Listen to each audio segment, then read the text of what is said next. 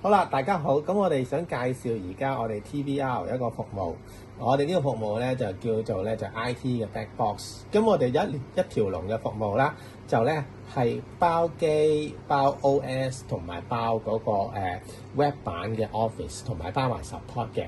咁譬如話，我哋有咩好處咧？譬如你見到咧我哋呢啲機啦，我哋 TVR 啲機啦，咁本身咧跟嚟咧就已經有咗係嗰個email 啦，你見到有 Outlook email 啦，咁同埋咧就有埋係Microsoft Word 啊、Office 啊嗰方面啲嘢嘅，係啦，你會見到有晒呢啲 license 嗰方面啲嘢嘅。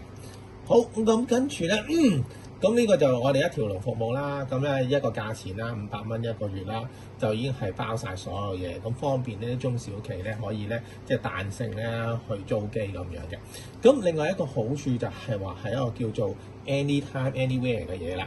譬如舉個例，呢部機即係 Office 啦，我自己咧翻到屋企，我唔需要再帶我都可以上即係 check 翻一啲自己嘅 email 啦，呢個啲 email 係現升翻嘅，大家 email 係現升翻嘅。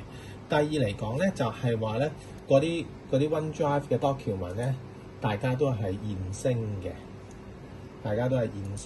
係啦。OneDrive 嘅 document 咧，大家咧都係現升嘅。咁咧好處就係話咧，我哋咧幾時做嘢得。另外一樣嘢咧就係話，如果係呢部機真係唔好突然間corrupt 咗，啲嘢唔會唔見嘅。咁我哋喺 server OneDrive 度咧會大家做翻個 backup。